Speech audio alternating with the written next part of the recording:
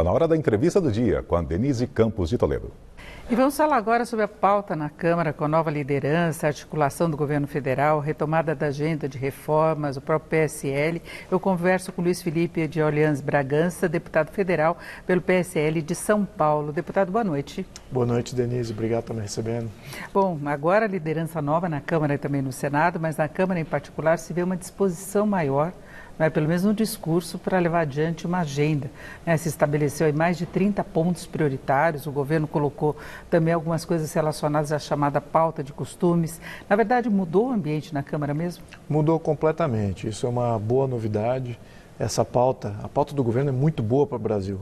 E isso tem sido sufocado nos últimos 2 anos em função da atuação quase que unilateral do presidente da Câmara. Em 2019, isso se demonstrou extremamente importante. Em 2020, já houve um contraponto, porque o presidente fez aí uma moção de uma extensão de poder abrigar membros do centro, o que tirou um pouco do apoio do Maia. Então, o Maia não tinha aquele poder absoluto que tinha em 2019. Então, em 2020, foi mais um período aí de resistência. Mas aí também demonstrou que, sem a presidência da Câmara, as pautas não entravam na agenda, exatamente por uma impossibilitação quase que pessoal ali do presidente. Então, agora nós temos a presidência, né, da Câmara, ao menos isso é a indicação, temos aí uma base de apoio mais ampla e temos propostas do governo que são propostas boas, não são propostas... Sim, tem propostas ali que podem gerar alguma polêmica de discussão. Agora, em termos gerais, era o que a população elegeu o presidente para fazer. E agora a Câmara está se alinhando a essa propositura inicial de 2018. Então, finalmente temos o alinhamento. E tinha uma agenda econômica que já vinha desde antes do atual governo, que é a questão de reforma administrativa, reforma tributária, reequilíbrio de contas públicas, marcos regulatórios. É uma coisa que se espera que aconteça há muito tempo, a autonomia do Banco Central, que pode ser votada amanhã, né? Exato. E veja que a maioria dessas pautas que você acabou de mencionar eram pautas de ativismo político, né, independentes do próprio presidente Jair Bolsonaro. Os ativistas, ele que abraçou essa pauta que vinha dos ativistas. Eu fui ativista de 2014 até me eleger em 2018, e isso era quase que... já era listagem daquelas necessidades que a gente via para o país, para a gente se tornar aí minimamente equivalente aos países desenvolvidos. Ainda falta muita coisa em termos de proposta, né? Em termos de reforma aí no quesito político, do sistema partidário, de direitos individuais, na questão de poder não votar, no voto facultativo, então, e candidaturas independentes, isso também para desarmar um pouquinho o sistema partidário. Espero que isso entre também na pauta, não vi isso na listagem. No entanto, o que tinha na listagem já era extremamente alinhado pelo qual aquele que a gente já tinha feito ativismo nos últimos 4 anos. Agora, falando dessa questão partidária, a gente vê que houve muitas mudanças junto com as eleições, não é? E eu queria falar do seu partido especificamente. O PSL, por exemplo, de Bia Kicis pode assumir uma comissão importantíssima, né, da área de ética. A Carla Zambelli também pode agora ser cotada para a Secretaria de Comunicação. Tudo isso conversado com o novo presidente da Câmara. E o PSL tinha tido um racha muito forte, né? Nós tínhamos uma divisão total do partido, alguns quase foram expulsos, chegaram a ser expulsos, mas também não no âmbito federal. Tem possibilidade de volta, de unificação desse partido? Eu acho que sim, eu espero que sim. O tempo aí vai dizer se o PSL quer se transformar na plataforma que originalmente foi a esperança de todos esses deputados que entraram para o PSL, incluso o próprio presidente. Então, acho que o tempo pode maturar, acho que as discussões e reativar aí algumas ligações. Evidentemente que algumas rusgas vão ficar, né, que alguns não vão nunca se alinhar, mas eu acredito que não via como sendo, não havia uma disparidade ideológica dos membros do partido muito grande, né? Então, isso é que eu acho que é importante. Então, havendo ali uma simbiose mínima, um denominador comum de acordo, acho que dá para a gente prosseguir e talvez continue sendo uma plataforma viável para 2022. A divisão veio muito pela posição do Eduardo Bolsonaro, né? Que alguns integrantes do partido não aceitaram. Teve a discussão com o Joyce Hasselmann, Major Olímpio também. A divisão começou muito daí, né?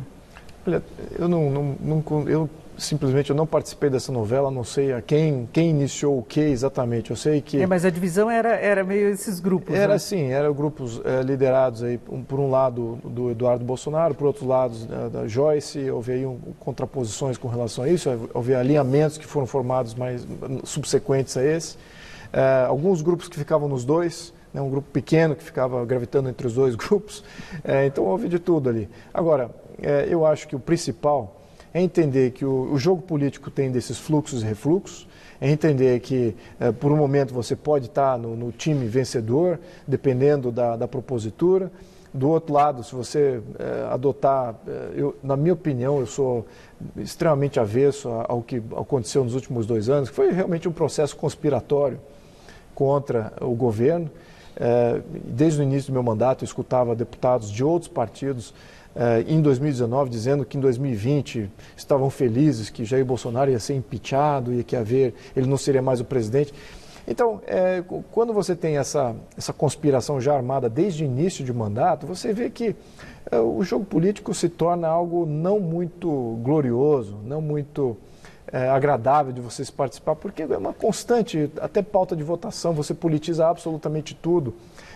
Inclusive a agenda da semana, não tínhamos agenda, não tínhamos previsão de votação, que eu acho que esse é um dos grandes problemas do sistema presidencialista. Você não tem uma visão para o ano do que vai ser votado e quando.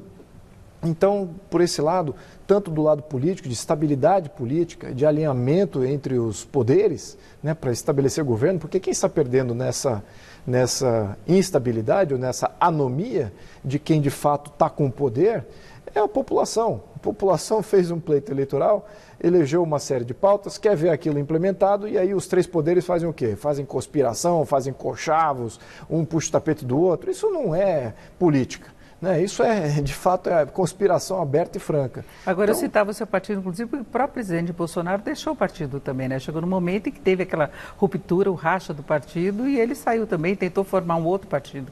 E aí depois ele acabou se aproximando do chamado Centrão para conseguir uma base de apoio mais efetiva. Sim, acho que aí você vê que é uma deficiência e talvez ao mesmo tempo aponta-se para uma série de problemas do sistema partidário. Primeiro, não é tão fácil fazer partido assim no Brasil, mas então nos outros países desenvolvidos é muito mais fácil você fazer um partido. Segundo... Mas nós já temos muitos, né? Não importa, você pode ter infinito, você pode ter 1.000, 1.500, 2.000, 3.000 partidos. Eu acho que o TSE, ele julga baseado em que todos os partidos têm que ter financiamento público.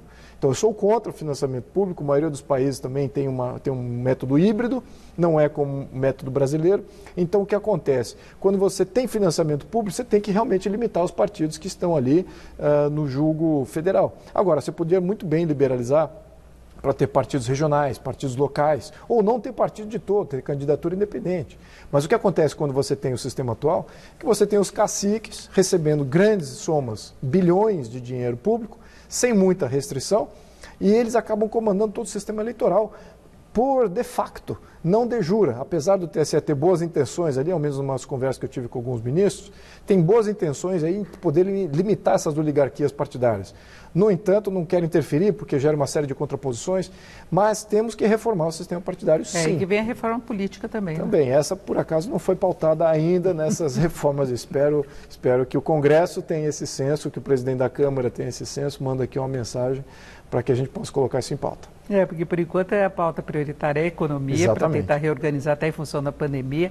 A própria pandemia também exige muitas pautas, né? E depois tem a pauta de costumes que o presidente não abriu mão. Agora a política é fundamental para mexer com essa estrutura toda, né? Sim, e a gente ainda está muito deficiente nesse campo. Eu sempre faço aqui o meu ponto é que se a gente não avançar no quesito político, em termos de sistema político mesmo, como é que a gente sai desses problemas que são endêmicos e recorrentes, né? Por exemplo, a imprensa fala muito do toma lá da cá, como é que o presidente violou uma promessa de campanha, agora está fazendo toma lá da cá. Eu vou dizer uma coisa aqui, digo para a Câmara, o toma lá da cá sempre vai existir com o sistema presidencialista. Então vamos parar de fazer alarde contra esse toma lá da cá e vamos abraçar uma pauta propositiva de mudar o sistema, mudar os entraves que viabilizam ou que só geram o toma lá da cá. Temos que acabar com isso.